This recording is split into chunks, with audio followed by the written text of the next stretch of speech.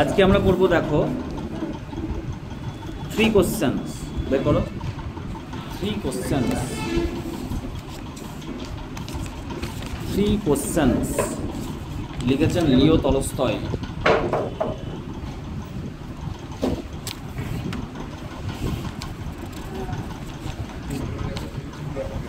লিও তলস্তয়ের লেখা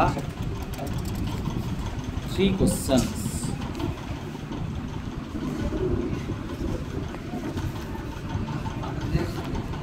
পেয়েছো? 3 কোশ্চেন পেয়েছো সবাই? আচ্ছা, এই প্রশ্নটা আজকে আমরা পড়ব লিও তলস্তয়ের লেখা 3 questions.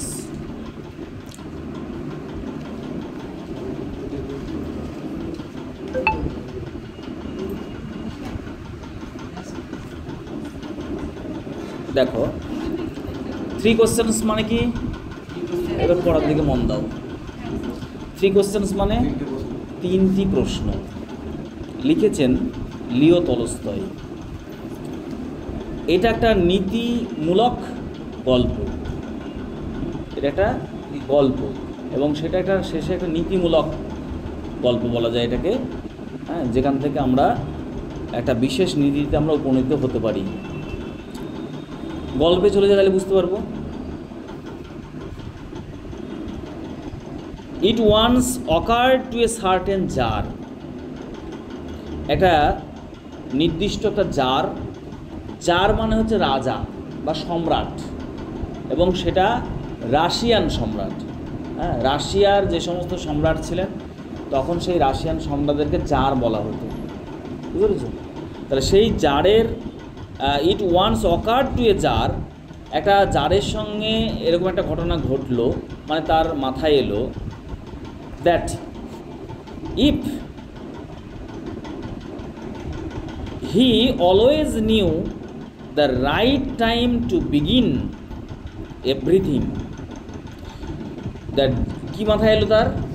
if he always knew, সে যদি সব সময় জানতো the right time to begin everything, অর্থাৎ কোনো কিছু শুরু করার সঠিক সময়টা যদি সে জানতো, if he knew who were the right people to listen to, এবং সে যদি জানতো who were the right people, সঠিক মানুষ কারা, to listen to, যাদের কথা শোনা উচিত, and whom to avoid, কার কথা শোনা উচিত নয় বা কাকে এড়িয়ে চলা উচিত, and above all, সর্বোপরি, if he always knew, সে যদি সব সময় জানতো what was the most important thing, সব থেকে গুরুত্বপূর্ণ জিনিস কোনটা, to do, অর্থাৎ করার, অর্থাৎ কোন কাজটা গুরুত্বপূর্ণ যেটা তার করা উচিত, সেটা যদি আগে থেকে জানতো, he would never fail, সে কখনোই ব্যর্থ হতো না, in anything, কোনো কিছুতেই, he might undertake, অর্থাৎ সে যে কাজটা করতে চলেছে বা নিচ্ছে সেই কাজগুলোতে সে সব সময় সফল হতো, কোনো কাজেই সে অসফল হতো না। কথাটা ঠিক না ভুল? হ্যাঁ, একদম ঠিক, ঠিক না? তুমি যদি কোনো কাজ, সঠিক কাজ কোনটা সেটা যদি মানুষ আগে বুঝতে পারে, হ্যাঁ, এবং সেই কাজটাই যদি সে চয়ন করে, বেছে নেয়, তাহলে কী হবে? সে জীবনে সফল হবে।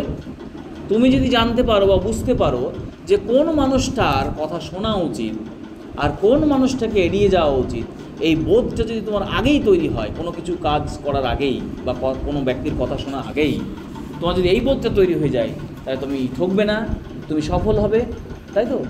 এবং কোন কাজটা, কোনো কাজ শুরু করার টাইমটা, একটা কাজ সিলেক্টও করলে কিন্তু কাজটা কখন থেকে শুরু করা উচিত, এটাও যদি তুমি আগে থেকে জানতে পারো, বুঝতে পারো, তাহলে কিন্তু তুমি সবসময় সফল হবে। তো একজন সম্রাট, সে ভাবছে, তার মাথায় এই বিষয়টা এলো, আরে আমি যদি সঠিক কাজ কোনটা যদি আগে থেকে জানতে পারি, কোন কাজটা আমার করা উচিত এটা যদি আগে থেকে জানতে পারি, কোন সময়ে সেই কাজটা শুরু করা উচিত এটা যদি আগে থেকে জানতে পারি, কোন ব্যক্তির কথা অনুযায়ী কাজটা করা উচিত এটা যদি আগে থেকে জানতে পারি, তাহলে আমি কখনো অসফল হব না, আমি সবসময় জিতবো, সফল হব, তাই তো? এই ভাবনাটা তার মাথায় এলো। তাই যদি হয় তাহলে তো সে অলওয়েজ উইন করবে, তাই না? কোন যুদ্ধটা করা উচিত, একটা যুদ্ধর সিচুয়েশন হলো, হ্যাঁ এটা কর, এটা সঠিক সিদ্ধান্ত, তাহলে সে জিতবে। এবার কোনো একটা যুদ্ধ চলে, না এটা করিস না, এই যুদ্ধ তুই হেরে যাবি, এই যে বিষয়টা যদি আগে থেকে জানতে পারে, তাহলে সেই যুদ্ধটাকে এড়িয়ে গেল, না এটা করবো না, আমি অন্যভাবে সমাধান করব। সেটাকে মানুষ পারে? সম্ভব পারে না। কিন্তু রাজার মাথায় এটা এলো, সম্রাটের মাথায়, যে এই বিষয়টা যদি আমি আগে থেকে জানতে পারি তাহলে আমি সব সময় সফল হব, কখনোই অসফল হব না বা ব্যর্থ হব না। নেক্সট দেখো, and this thought having occurred to him, he had it proclaimed throughout his kingdom. এই বিষয়টা তাই তার মাথায় আসার পর সে কি করলো? হি হ্যাড ইট প্রক্লেমড, সে ঘোষণা করলো, through out his kingdom. Kingdom মানে কি?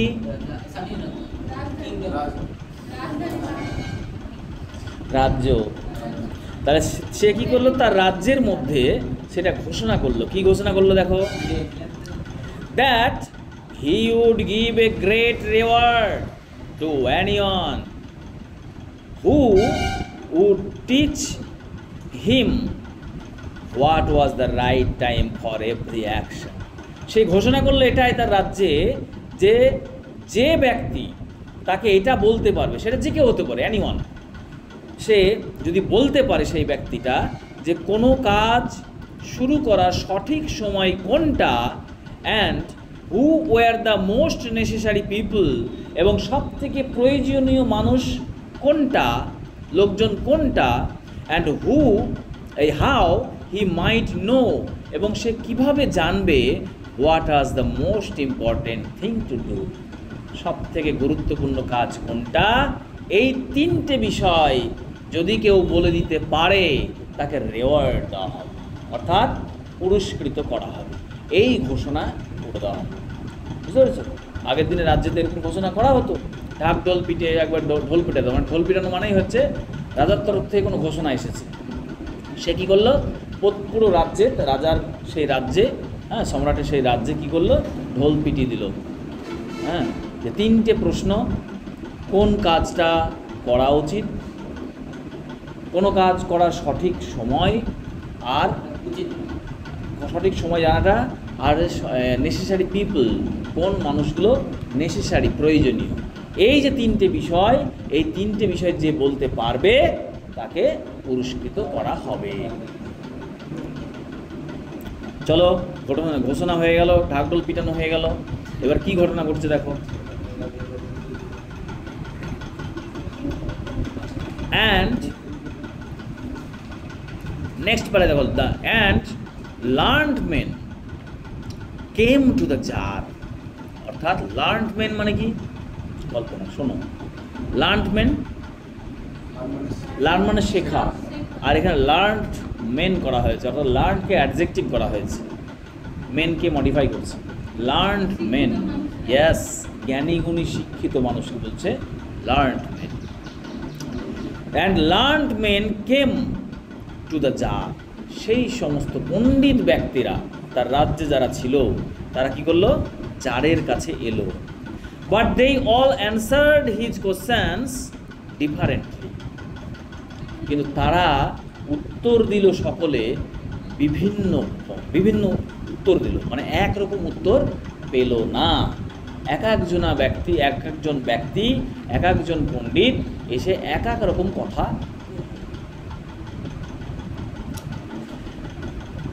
তাহলে রাজা তাহলে কী হলো? সঠিক উত্তর পাচ্ছে না।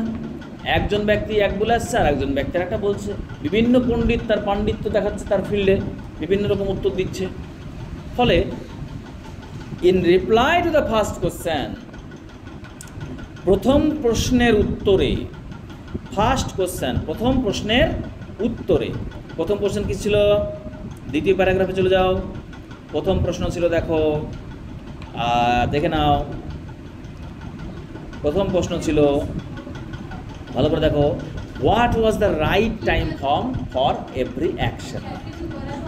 হ্যাঁ, প্রত্যেকটা কাজ, যে কোনো কাজ, মানুষের জীবনের যে কোনো কাজ, প্রত্যেকটা কাজ শুরু করার সঠিক সময় কোনটা? সকালবেলায়, বিকেলবেলায়, দুপুরবেলায়, না তোমার 5 বছর বয়সে, না 10 বছর বয়সে, না কোন সময়? এই যে বিষয়টা, অনেক সময় কি হয়, টাইমিং। ক্রিকেট খেলা কি হয়, টাইমিংয়ের জন্য আউট হয়ে যায়। সবাই ভালো ব্যাটসম্যান, কেউ খারাপ ব্যাটসম্যান না, তাই তো? যারা খেলাধুলা করে ইন্টারন্যাশনাল লেভেলে, কারো যোগ্যতা নিয়ে প্রশ্নই আসে না, সবাই কিন্তু ভালো ব্যাটসম্যান না, তারা সবাই ভালো জানে খেলতে। হ্যাঁ, কিন্তু কেউ সেঞ্চুরি মেরে দিচ্ছে, কেউ করে দিচ্ছে। কারণটা কি? টাইমিং, সঠিক টাইম। মানে বলটা, যে বলটা করছে, সেই বলটা এসে তার ব্যাটে লাগছে, সেই টাইমটাই হচ্ছে ইম্পর্টেন্ট। ওই টাইমে কোন দিকে ব্যাটটা কোন অ্যাঙ্গেলে মারলে বলটা যাবে, এই টাইমিংটাই হচ্ছে ইম্পর্টেন্ট। ওই টাইমিংটা বুঝতে না পারলে ক্যাচ আউট, নাই বোল্ড আউট। হ্যাঁ, টাইমিংটা বুঝতে পারো না, বল ঢুকে গেল 1 সেকেন্ডের মধ্যে। মানে 1 সেকেন্ড আগে যদি ব্যাটটা নামাতো, তাহলে দেখা গেলো বলটা লেগে যেত, কিন্তু 1 সেকেন্ডের জন্য বলটা উইকেটে ঢুকে গেল, আউট হয়ে গেল। That is timing. তাহলে বলছে এই টাইমিং বিষয়টা, জীবনের টাইমিং। রাজা বলছে, তার প্রশ্ন ছিল right time for every action. সেই প্রশ্নের উত্তরে, in reply to the first question, প্রথম প্রশ্নের উত্তরে, some said that to know the right time, কিছু ব্যক্তি বললেন, ওই যে জ্ঞানীগুণী ব্যক্তিরা এসেছিলেন, তাদের মধ্যে কিছু ব্যক্তি বললেন, সঠিক two know the right time, সঠিক সময় জানতে, ফর এভরি অ্যাকশন, প্রত্যেকটা কাজের সঠিক সময় জানতে, one must draw up in advance, একজন ব্যক্তিকে আগেই একটা ছক এঁকে নিতে হবে। কি ছক? এ টেবিল অফ ডেজ, অর্থাৎ দিনের টেবিল, মানে একটা ছক তৈরি করতে হবে, যেখানে ছকের মধ্যে দিন থাকবে, উল্লেখ থাকবে। হ্যাঁ, টেবিল তৈরি করতে হবে ছকের, হ্যাঁ, যেখানে সময় উল্লেখ থাকবে, দিন উল্লেখ থাকবে, হ্যাঁ, কখন কোন কাজটা করতে হবে। এই যে বিষয়টা, কোনো কাজ শুরু করার আগে তুমি চক আউট করে নাও, যেই কাজটা কবে থেকে শুরু করবে তার দিন নির্ধারণ করো, কদিনের দিনে কমপ্লিট করবে এটা, সেটা ঠিক করো। এই করে এটা বেশ সুন্দর একটা টেবিল তৈরি করো, মানে ছক তৈরি করো। সেই ছকের মধ্যে থাকবে ডেজ, মান্থস, ইয়ার্স, এবং and must live strictly according to it, এবং সে যে ছক তৈরি করলো, তাকে এবার জীবনটাকে কাটাতে হবে সেই ছক অনুযায়ী। কোনো কাজ কখন শুরু করবো তার একটা ছক তৈরি করে নিল, তার দিন, সমস্ত কিছু ছকের মধ্যে করে নিয়ে রুটিন ওয়াইজ, এক কথায় রুটিন ওয়াইজ তুমি এবার জীবনটাকে নির্বাহ করো। সেই অনুযায়ী তুমি কোনো কাজ শুরু করো, আগে থেকে যে তুমি ভেবে রেখেছো যে অমুক সময় আমি অমুক কাজটা করবো, তারপরে ওই কাজটা কমপ্লিট হলে ঠিক করে রেখেছো, তারপরে আবার নিচের ডেট দিয়ে রেখেছো, তার ওই কাজটা কমপ্লিট হলে আমি তার পরবর্তী কাজটা করব। ঠিক আছে? এই রুটিন ওয়াইজ তোমাকে চলতে হবে। এই জ্ঞান কিছু ব্যক্তি দিল। নেক্সট দেখো, আর কিন্তু এগুলো সব কোশ্চেন আসে কিন্তু, হ্যাঁ, এবার কিন্তু লিখতে হবে, তোমাদের মাথায় লাগবে। প্রশ্ন আসে যে প্রথম প্রশ্নের উত্তরে রাজা কি উত্তর পেয়েছিল, প্রথম প্রশ্নের পরিপ্রেক্ষিতে রাজা কি উত্তর পেয়েছিল। প্রথম উত্তর পেয়েছিল না তো, একজন ব্যক্তিকে অবশ্যই আগে থেকেই একটা টেবিল তৈরি করতে হবে, ছক তৈরি করতে হবে, এবং সেই অনুযায়ী তাকে লিভ স্ট্রিক্টলি অ্যাকর্ডিং টু ইট। এই যে স্ট্রিক্টলি কথাটা মাথায় রাখবে, strictly according to it. Strictly মানে কি বলতো? স্ট্রিক্টলি মানে একবারে খুব কঠিনভাবে, হ্যাঁ, এবার বাধ্যবাধকতাভাবে বাধ্য থাকতে হবে সেই কাজটা করতে। স্ট্রিক্টলি সেই অনুযায়ী, অ্যাকর্ডিং টু মানে অনুযায়ী, ইট সেই অনুযায়ী তাকে চলতে হবে। অনলি দাস, কেবলমাত্র এইভাবেই, সেড দেই, তারা বললেন, কুড এভরিথিং বি ডান, সমস্ত কিছু করা যেতে পারে, অ্যাট ইটস প্রপার টাইম, সঠিক সময়ে করা যেতে পারে, যদি এই বিষয়টা আমরা করি। বুঝা গেল? তাহলে প্রথম প্রশ্নের উত্তর পেলেন রাজা। এবার দেখো আদার ডিক্লারেড দ্যাট, আরও কিছু জ্ঞানীগুণী ব্যক্তি এসেছিলেন, তারা বললেন যে, তারা ঘোষণা করে, ডিক্লার মানে ঘোষণা করে বললেন যে ইট ওয়াজ ইম্পসিবল, এটা তো অসম্ভব, two decide beforehand the right time for every action, প্রত্যেকটা কাজের জন্য সঠিক সময় চয়ন করাটা তো অসম্ভব ব্যাপার। আগে থেকে করা সম্ভব না। কিছু ব্যক্তি আগের প্রশ্নের যে উত্তরটা পেয়েছিলেন রাজা, তার বিরোধিতা করলেন যে না, আগে থেকে তুমি যদি রুটিন তৈরি করো, চক আউট করো, হ্যাঁ, একটা টেবিল তৈরি করো কাজের, হ্যাঁ, ওয়ার্কশিট করো, তাহলে সেটা তো তুমি তোমার করছো বটে, কিন্তু সেটা তো আগে থেকে সম্ভব না নির্ধারণ করা। তখন কি ঘটবে তুমি জানো? তোমার এখন পড়ে গিয়ে ভাত ভাঙবে বা না পা ভাঙবে তুমি জানতে পারবে? তাহলে কি করে তুমি টেবিল তৈরি করবা যে আগামী 15 দিন পর আমি হসপিটালাইজ থাকবো? হবে? যদিও তখনকার দিনে হসপিটাল ছিল না, আমি এক্সাম্পল দিচ্ছি। হবে কি? তুমি একটা স্ট্রিক্টলি ফলো করবে একটা টেবিল ওয়াইজ, তুমি জীবনটাকে পরিচালনা করবে, কিন্তু সম্ভব? সাইকেল চালাতে যেতে গিয়ে উল্টে পড়ে গেলে, পা একখান ভেঙে গেল, তা তখন তোমার বাড়িতে যে রুটিন করে গেছে সেই রুটিনে তোমার জীবন চলছে না, চলছে কি? তখন তো তোমাকে হসপিটালে ভর্তির উপর দিকে ঠ্যাং করে বসে থাকতে হচ্ছে, হ্যাঁ? তাই কিছু ব্যক্তি বলছে other declare that it was impossible to decide beforehand the right time for every action, এটা তো অসম্ভব, আগে থেকেই কোনো ঘটনার ক্রম তৈরি করে রাখা এটা অসম্ভব। But that not letting oneself be absorb in idle pastime, কিন্তু তার পরিপ্রেক্ষিতে কি বলল? মনটা পড়ার দিকে দাও। তার পরিপ্রেক্ষিতে তারা কি বলল?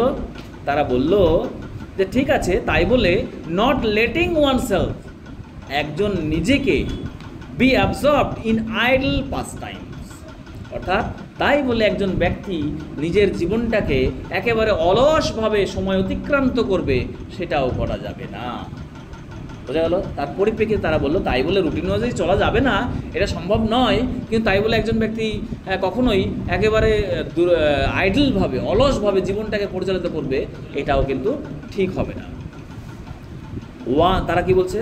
One should always attain to all that was going on, একজনের উচিত হবে যা ঘটনা ঘটছে সেই ঘটনায় অ্যাটেন্ড করা, মানে উপস্থিত থেকে সামনে থেকে সেই বিষয়টাকে অ্যাকসেপ্ট করা, বুঝতে পারছো? তাই বলে তুমি আগে থেকে জানো না বলে আরাম করে ঘুমাচ্ছ দিনের পর দিন, তা তো হবে না।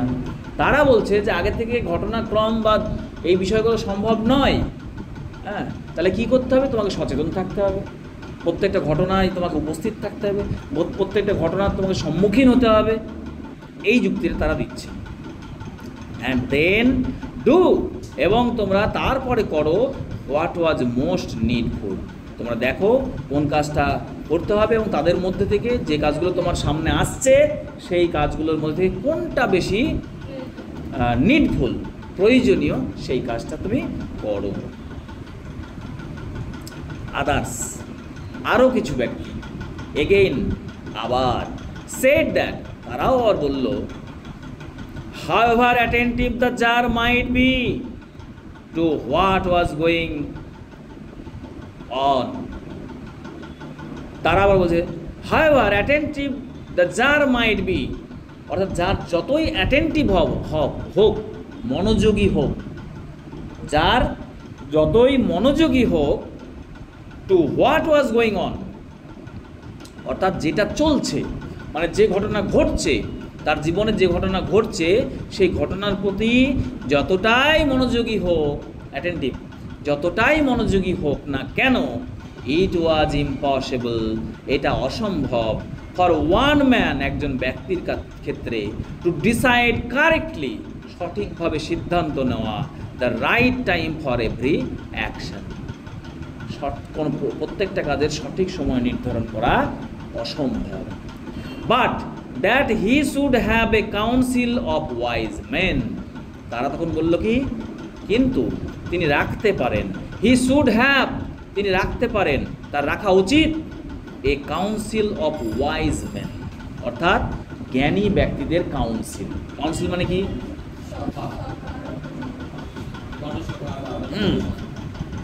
অর্থাৎ জ্ঞানী ব্যক্তিদের দল।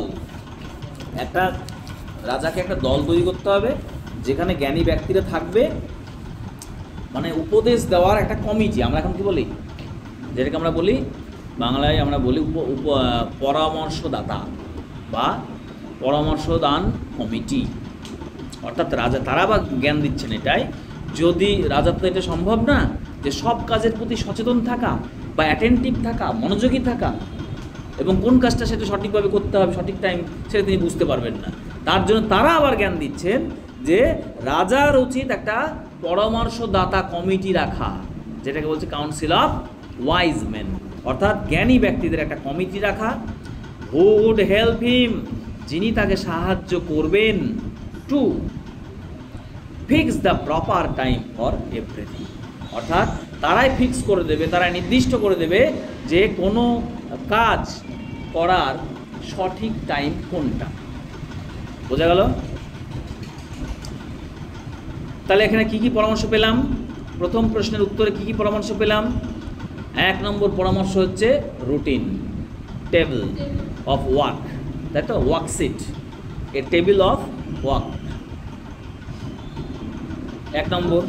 2 নম্বর কি পেলাম? 1 নম্বর মানে কিছু ব্যক্তি বললেন যে আপনি রুটিন ওয়াইজ করুন। দ্বিতীয় ব্যক্তিরা কি বললেন? দ্বিতীয় ব্যক্তি বললেন না, ওটা তো সম্ভব না। তাহলে কি করতে হবে? কিছু জ্ঞানী ব্যক্তি আবার বললেন না, ওটা সম্ভব না। তারা বললেন রাজাকে যা ঘটছে তার জীবনে তার প্রতি অ্যাটেন্টিভ হতে হবে, অর্থাৎ মনোযোগী হতে হবে। এটা 2 নম্বর পরামর্শ। আরও কিছু জ্ঞানী ব্যক্তি বললেন না, সেটাও সম্ভব না, রাজা কত মনোযোগী হবে, আর মনোযোগী হলেও বা তার মধ্যে কোনটা গুরুত্বপূর্ণ বুঝবেন কি করে? হ্যাঁ, কী করে বুঝবেন? বা সেই কাজটা বুঝলেনও, যদি বুঝেও ফেলেন যে এটা ইম্পর্ট্যান্ট, তাহলে সেই কাজটা কখন শুরু করতে হবে সেটা কী করে সিদ্ধান্ত নেবেন হঠাৎ করে? তার জন্য তাকে কী করতে হবে? 3 নম্বর সাজেশন তিনি পেলেন, প্রস্তাব পেলেন বা উপদেশ পেলেন যে কাউন্সিল অফ ওয়াইজ মেন। আপনি নিয়োগ করুন কাউন্সিল অফ ওয়াইজ মেন, যারা আপনাকে বলে দেবে কোন কাজটা কখন শুরু করতে হবে। Next, but then again other said, তারপরে আবার কিছু ব্যক্তি বললেন, there were some things which could not wait to be laid before a council. তারা আবার যুক্তি দিচ্ছেন যে হ্যাঁ ঠিক আছে, খুব ভালো, কাউন্সিল অফ ওয়াইজ মেন রাখা যেতে পারে, কিন্তু সব সময় কি এটা সম্ভব হবে? তারা বললেন দেয়ার আর সাম থিংস, কিছু জিনিস আছে which could not wait to be laid before a council, অর্থাৎ সেই পরামর্শদাতা কমিটির সামনে যেটা তুলে ধরা যায় না। কিছু বিষয় আছে যেগুলো পরামর্শদাতা কমিটির সামনে তুলে ধরা যায় না, সেটার সিদ্ধান্ত রাজা কী করে নেবে, সেই কাজটা কখন করবে, কী করে নেবে? সম্ভব? হ্যাঁ, পরামর্শদাতার একটা কমিটি আছে, ঠিক আছে। রাজার কোনোভাবে আঙুল কেটে গেল, রক্ত পড়ছে ঝরঝর করে, ছুটলো এবার কমিটির কাছে, কমিটি এদিকে এসে বলো তো কখন আঙুলটা বাঁধবো? সম্ভব? সম্ভব না। এবার এক্সাম্পল দিচ্ছি, এটা একটা এক্সাম্পল দিচ্ছি, এর থেকে বড় কঠিন সিচুয়েশন আসতে পারে যেটা কাউন্সিলের সামনে বলা সম্ভব নয়। সম্ভব? পার্সোনাল ব্যাপার থাকতে পারে যেটা কাউন্সিলের সামনে সম্ভব নয়, থাকতে পারে তো নাকি? তাহলে সেটা কি করে হবে? তারা আবার এই লজিক দিল, তারা বলছে but about which one had to wants to decide, about which যে সম্পর্কে একজন ব্যক্তিকে তৎক্ষণাৎ সিদ্ধান্ত নিতে হবে, weather two undertake them or not, তাকে সিদ্ধান্ত তৎক্ষণাৎ নিতে হবে যে সেই কাজটা করবে, এখনই সেই কাজটা করবে না নেগলেক্ট করবে না, সেই সিদ্ধান্ত তৎক্ষণাৎ নিতে হবে। কিন্তু সেই সময় কাউন্সিল অফ ওয়াইজ মেন নেই, তখন রাজা কী করবে?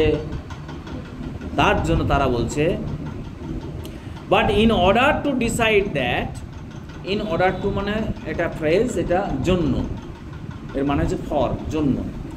In order to decide that, এটার সিদ্ধান্ত নেওয়ার জন্য one must know before hand, একজনের অবশ্যই জানতে হবে before hand what was going to happen, তাকে জানতে হবে যে কি কি ঘটনা ঘটতে চলেছে, অর্থাৎ তার নিজেরই সেন্স থাকতে হবে যে কি কি ঘটনা ঘটছে, কি কি ঘটনা ঘটতে চলেছে, এই বিষয়ে তাকে ওয়াকিবহাল থাকতে হবে।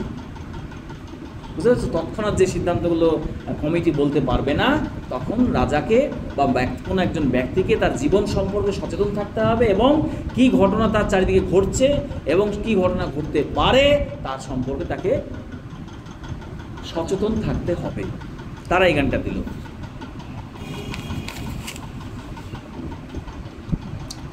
আচ্ছা, ইট ইজ অনলি দ্য, তখন তারা বলছে তাহলে কি করতে হবে, তারা আবার যুক্তি দিচ্ছে, দেখো, ইট ইজ অনলি ম্যাজিশিয়ানস, কেবল মাত্র জাদুকর। ম্যাজিশিয়ান মানে কি? জাদুবিদ্যা সম্পর্কে যারা নিয়ে যারা কাজ করে, তাহলে magician, it is only magician, সেটা তো কেবলমাত্র ম্যাজিশিয়ানরা, হু নো দ্যাট, কেবলমাত্র তারাই তো জানে কি ঘটতে চলেছে। কিছু ব্যক্তি জ্ঞান দিচ্ছে এটাই যে রাজা বা অন্য ব্যক্তি কি ঘটনা ঘটতে চলেছে, এই ঘটনা তাকে সচেতন থাকতে হবে, সে কী করে জানবে? তারা বলছে যে এই বিষয়টা আগে থেকে জানার বিষয়টা কেবলমাত্র কারা বলতে পারে, যে কি ঘটতে চলেছে? ম্যাজিশিয়ানরা। অ্যান্ড দেয়ারফোর, ফলে, in order to know the right time for every action, প্রত্যেকটা কাজের সঠিক সময় জানার জন্য ওয়ান মাস্ট কনসাল্ট ম্যাজিশিয়ানস, একজন ব্যক্তির উচিত ম্যাজিশিয়ানদের সঙ্গে পরামর্শ করা। কনসাল্ট মানে পরামর্শ করা। তাহলে তাদের মতানুসারে কী দাঁড়ালো? চতুর্থ সাজেশন কি পেলাম না, তো ম্যাজিশিয়ান নিয়োগ করতে হবে রাজাকে, তবেই সে সঠিক কাজ, কোনো কাজ শুরু করার সঠিক সময় জানতে পারবে। নেক্সট দেখো, এবার তাহলে এই কোশ্চেনটা কীভাবে আসে দেখে নাও। এখানটায় বলে যে প্রথম প্রশ্নের পরিপ্রেক্ষিতে রাজা কি কি উত্তর পেয়েছিলেন। 4টে উত্তর পেলাম আমরা, তাই তো?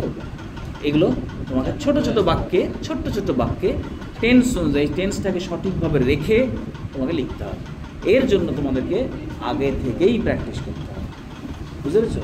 আগে থেকেই কোশ্চেন তৈরি আমি বলে দেবো। সেই কোশ্চেনটা অ্যাট ফার্স্ট তোমাদেরকে আমি বলে দেবো বাংলায়, চেষ্টা করাবো তোমরা যাতে নিজেই লিখতে পারো। ফাইনালি আমি একটা দেবো যেটা মুখস্থ করতে পারো, কিন্তু মুখস্থর দিকে যাবে, অবশ্যই যাবে, কিন্তু তার আগে তোমাদেরকে মাথায় রাখতে হবে, হ্যাঁ, যে মুখস্থ বিষয়টা তো তোমার ক্ষণস্থায়ী বিষয়। মুখস্থ বিষয়টা কি? ক্ষণস্থায়ী, অর্থাৎ যখন পড়ছো, মুখস্থ করছো, 2-1 দিন 4 দিন মনে থাকবে, 7 দিন পরে তোমার কিন্তু সেই মুখস্থ শক্তিটা মনে থাকবে না।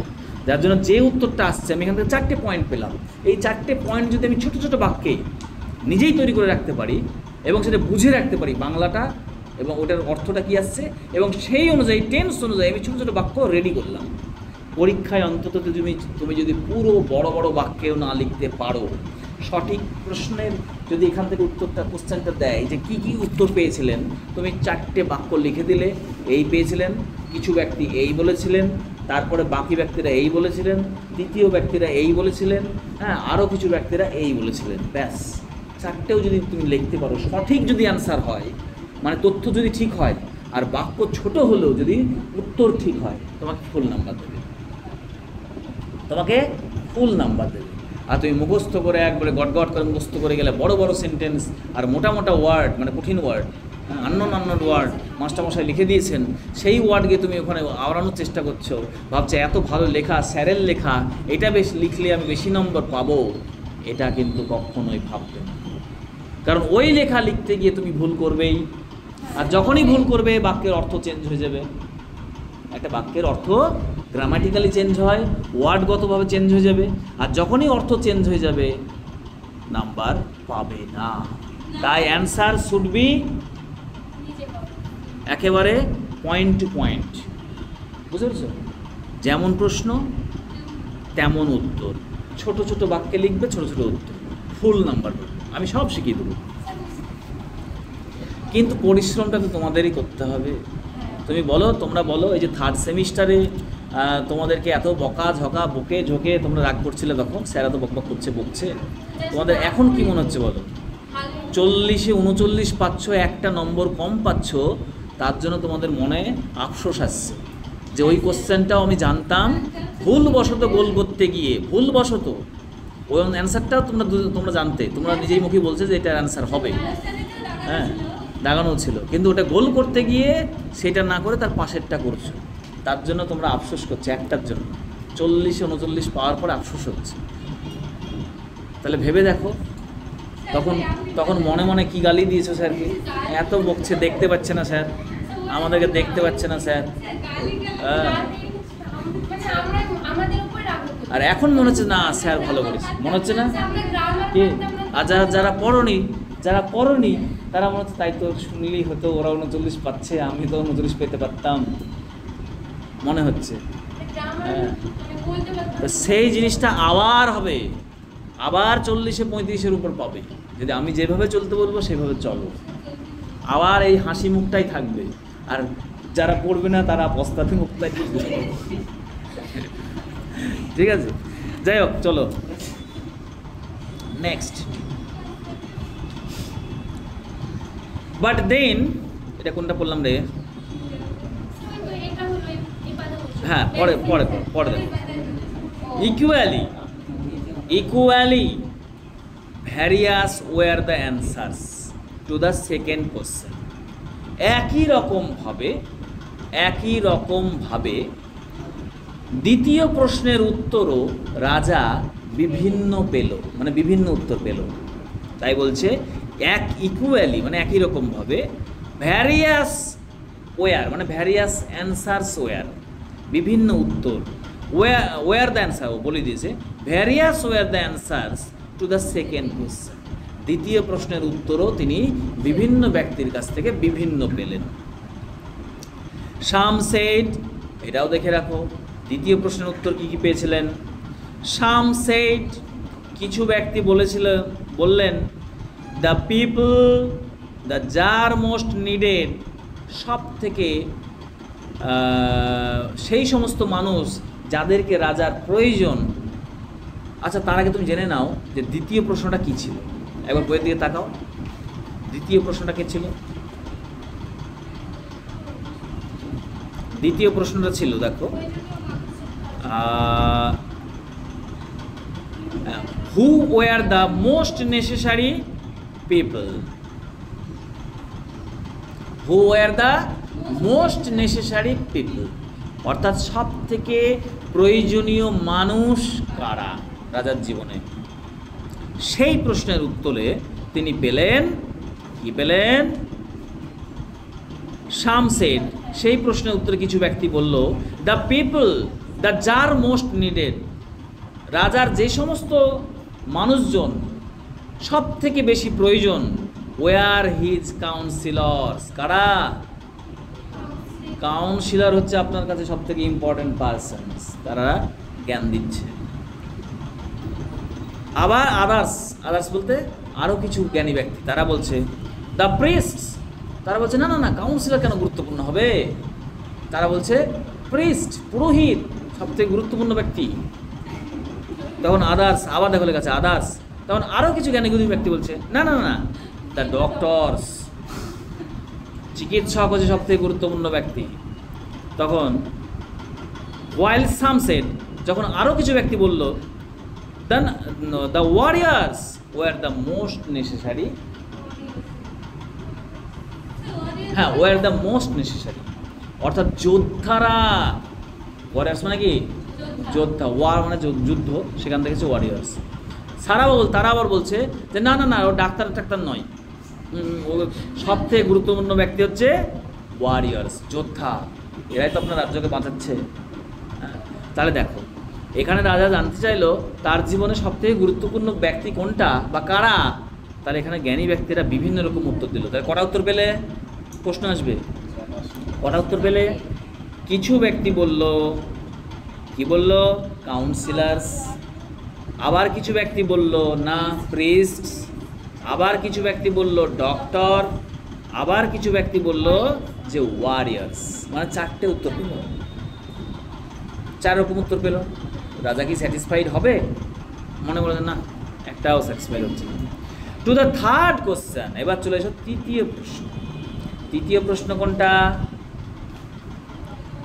ওই লাইনটার পরে দেখো কি লেখা আছে। তৃতীয় প্রশ্নে লেখা আছে, দেখো, how he might know what was the most important thing to do, সে কিভাবে জানতে পারবে যে সব থেকে গুরুত্বপূর্ণ কাজ কোনটা। এবার দেখো তারপর সেই প্রশ্নের উত্তরে, তৃতীয় প্রশ্নের উত্তরে আসছে, টু দ্য থার্ড কোশ্চেন, তৃতীয় প্রশ্নের উত্তরে, as to what was the most important occupation.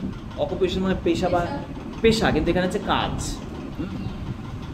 Two what was the most important occupation, সব থেকে গুরুত্বপূর্ণ কাজ। সাম রিপ্লাইড, কিছু ব্যক্তি উত্তর দিয়ে বলল, that the most important thing in the world, সব থেকে গুরুত্বপূর্ণ কাজ এই পৃথিবীতে কি, ওয়াজ সায়েন্স। হ্যাঁ, মানে বিষয়, সব থেকে গুরুত্বপূর্ণ বিষয় হচ্ছে, হ্যাঁ, যে বিষয়ের উপরে কাজ করা উচিত, সেটা হচ্ছে কি, সায়েন্স, বিজ্ঞান। আদার সেড, অন্য ব্যক্তিরা বলল, ইট ওয়াজ স্কিল ইন ওয়ারফেয়ার, তারা বলছে না না, বিজ্ঞান নয়, যুদ্ধক্ষেত্রে দক্ষতাটাই হচ্ছে ইম্পর্টেন্ট। আবার কিছু ব্যক্তি বলছে, আদার্স এগেইন, আবার কিছু ব্যক্তি বলছেন that it was religious worship, না না, সব থেকে গুরুত্বপূর্ণ কাজ বা বিষয় হচ্ছে রিলিজিয়াস ওরশিপ, অর্থাৎ ধার্মিক পূজা অর্চনা। তিন ধরনের উত্তর এখানেও পেল, এগুলো তোমাদেরকে মনে রাখতে হবে। All the answers being different, সমস্ত প্রশ্নগুলো ডিফারেন্ট হওয়ায়, বিভিন্ন রকম হওয়ায়, the tsar agreed with none of them, tsar কিন্তু কারো সঙ্গেই তিনি এগ্রিড হলেন না, অর্থাৎ তিনি সম্মতি দান করলেন না। এবার যদি এগ্রি না হয় তাহলে কি পুরস্কার পাবে? পাবে না। আর অ্যাকচুয়ালি উত্তর পেল না, এক একজন এক এক রকম উত্তর দিল, তা সম্ভব নয়, রাজা কোনটা অ্যাকসেপ্ট করবে? তার জন্য বিভিন্ন উত্তর হওয়ার জন্য রাজা এগ্রি হলো না, তাদের সঙ্গে এগ্রি হলো না। And gave the rewards two নান, এবং পুরস্কার, রিওয়ার্ডস মানে কি, পুরস্কার, কাউকেই দিলেন না। নান মানে কি, কেহ না, মানে কেউ না, মানে কাউকেই তিনি পুরস্কার দিলেন না। তাহলে এখানে প্রশ্ন আসে তোমাদের, 2 নম্বর প্রশ্ন আসবে আর 5 নম্বর প্রশ্ন আসবে। তোমাদের এখানে 2 নম্বর প্রশ্ন আসতে পারে যে রাজা কেন পুরস্কার দিলেন না? কারণ, হ্যাঁ, এই যে এটা উত্তর, এই যে এটাই উত্তর, এটাই উত্তর। All the answers being different, all the answers being different, the jar agreed with none of the wise persons and did not give reward to none, কাউকে দিলেন না। বা তুমি যে ছোট ছোট বাক্যে লিখলে কি হবে, ছোট ছোট বাক্যে দ্য অ্যান্সার্স, ছোট বাক্যে ধরো লিখো, তুমি জানছো না, মনে নাই, মুখস্থ নাই, স্যার যেটা উত্তর করে দিয়েছে মুখস্থ নাই, তাহলে কি করবে? তুমি মনে মনে বুঝতে পারছো যে উত্তরটা কি? উত্তরটা হচ্ছে, প্রশ্নের উত্তরগুলো ছিল ডিফারেন্ট, আলাদা আলাদা, ওটাই তুমি লেখো। দ্য অ্যান্সার্স ওয়ার ডিফারেন্ট, হয়ে গেল প্রথম line. The answers were different হলো, অ্যান্সার্স হলো বহু বছর তাই ওয়ার, তাহলে অ্যান্সার্স ওয়ার ডিফারেন্ট, প্রথম বাক্য। রাজা জ্ঞানী ব্যক্তিদের সঙ্গে মতের মিল হলেন না, তাই তো? এগ্রি মানে, তুমি টেক্সটের গল্প পড়তে গিয়ে তুমি শিখেছো যে এগ্রি মানে কি, সম্মতি দান করা, এটাই ভার্ব। তাহলে তুমি লিখলে দ্য জার এগ্রিড করলে না, did not agree with none, but with did not, none করে দেবে না, কারণ ডিড নট করেছি, তাহলে এগ্রিড উইথ ওয়াইজ পারসনস বা ওয়াইজ মেন, দ্বিতীয় বাক্য হয়ে গেল, ঠিক আছে? এবার তৃতীয় বাক্য লিখছে, সুতরাং তিনি কাউকেই প্রাইজ দিলেন না, এটা প্রশ্নের মধ্যেই পাবে, প্রশ্নের মধ্যেই বাকি অংশটা পাবে। So the czar did not give rewards, so the czar did not give, past indefinite tense, did not give awards to the wise রাখবেন। হয়ে গেল, দুয়ে দুই পেয়ে গেলেন। ছোট ছোট বাক্য 3টে বাক্য লিখলেন, একসঙ্গে একবারে মাধুর্যপূর্ণ বাক্য লেখা না লিখলেও হবে। হ্যাঁ, এই ছোট ছোট বাক্য 3টে বাক্য উত্তর দিলে দুয়ে দুই পাবা। যদি কোনো টেন্সের ভুল না থাকে, ওয়ার্ডের বানান ভুল না থাকে, একবারে 100% নাম্বার দুয়ে দুই পাবে। আর এইভাবে লেখা প্র্যাকটিস করতে হবে। কোথায় গেল রে লাইনটা, কোথায় গেল? হ্যাঁ, কাউকেই তিনি তার পুরস্কার দিলেন না। But still wishing to find the right answer to his questions. Wish মানে ইচ্ছা, তাই তো?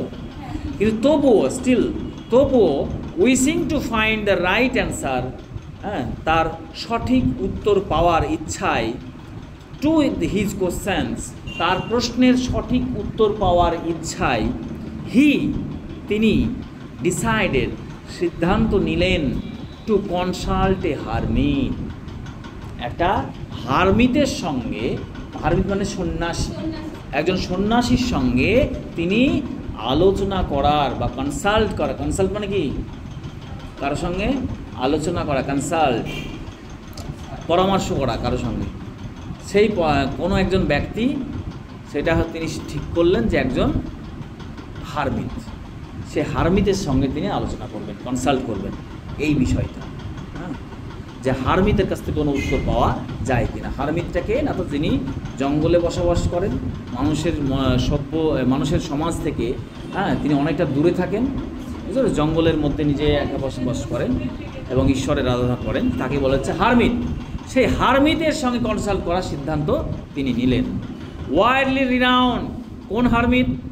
Widely renowned for his wisdom, অর্থাৎ যে হারমিতটা, যে সন্ন্যাসীটা একেবারে তার জ্ঞানের জন্য, উইজডম মানে কি? জ্ঞান, তার জ্ঞানের জন্য বিখ্যাত। রিনাউন্ড মানে কি? বিখ্যাত। তাহলে তখন এই লাইনটা পড়ে বোঝা যাচ্ছে রাজা তাহলে কী সিদ্ধান্ত নিলেন? যখন কোনো ব্যক্তি উত্তর দিতে পারলেন না, জ্ঞানী ব্যক্তিরা, তখন তিনি সিদ্ধান্ত নিলেন কাউকেই তিনি পুরস্কার দেবেন না, এবং তার প্রশ্নের উত্তর তার পাওয়ার জন্য, সেই প্রশ্নের উত্তর পাওয়ার ইচ্ছা তার থেকে গেল, ফলে সেই প্রশ্নের উত্তর পাওয়ার জন্য তিনি সিদ্ধান্ত নিলেন একজন হারমিতের সঙ্গে সাক্ষাৎ করার, যে হারমিত তার জ্ঞানের জন্য তখনকার দিনে বিশ্ববিখ্যাত। বোঝা গেল? ওয়াইডলি মানে বিশ্ব ঠিক বলা যাবে না, মানে তোমার বিস্তৃতভাবে মানুষ তাকে তার জ্ঞানের জন্যই সমীহ করে, এই এমন একজন হারমিতের সঙ্গে তিনি সাক্ষাৎ করার সিদ্ধান্ত নিলেন।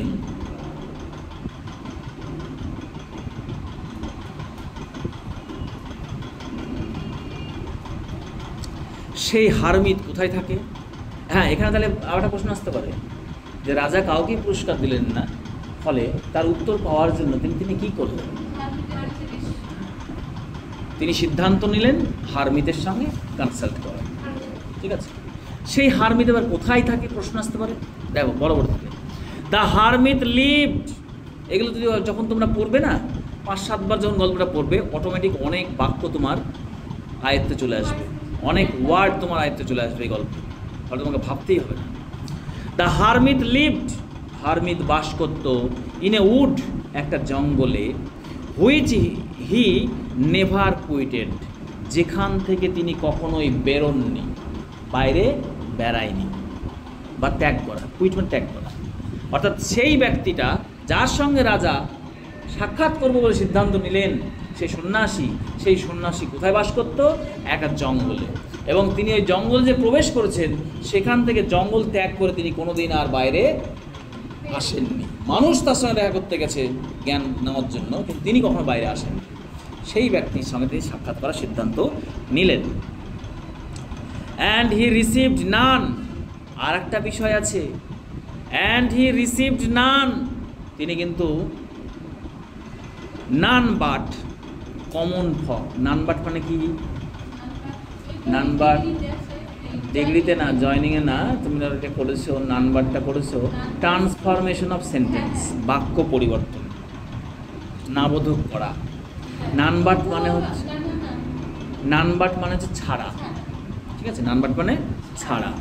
তাহলে হি রিসিভড নান, তিনি কাউকেই গ্রহণ করেন না। বাট কমন ফক, অর্থাৎ সাধারণ মানুষ ছাড়া তিনি কাউকেই গ্রহণ করেন না। কি বুঝলে বলো? সাধারণ মানুষ ছাড়া তিনি কারো সঙ্গে সাক্ষাৎ করেন না। সাধারণ মানুষ ছাড়া, কমন ফক মানে সাধারণ মানুষ, সাধারণ মানুষ ছাড়া তিনি কারো সঙ্গে সাক্ষাৎ করেন না। যার কি করে সাক্ষাৎ করবে? সো সুতরাং the tsar put on simple clothes, রাজার কি করলো? সাধারণ জামা কাপড় পরলেন। And before reaching the hermits, আর হারমিট সেল অর্থাৎ সন্ন্যাসীর সেলে, সেল বলতে এখানে ঘর বা বাসস্থান, ঠিক আছে? সন্ন্যাসী যে কোণে ঘরে থাকেন সেই জায়গাটা, সেই রেটে করে সেল, সেইখানে সন্ন্যাসীর সেই ঘরে পৌঁছানোর আগেই কি করলেন? সেখানে পৌঁছানোর আগেই ডিসমাউন্টেড ফ্রম হিজ হর্স, অর্থাৎ যেখানে সন্ন্যাসী থাকে তার বেশ কিছুটা আগেই তিনি তার ঘোড়া থেকে নেমে গেলেন। কারণ ড্রেস পোশাক চেঞ্জ করেছেন, কিন্তু ঘোড়ায় চেপে যদি যান তবু বুঝে যাবে যে এটা সাধারণ মানুষ নয়। তার জন্য তিনি কি করলেন? ঘোড়া থেকে অনেক আগেই নেমে গেলেন।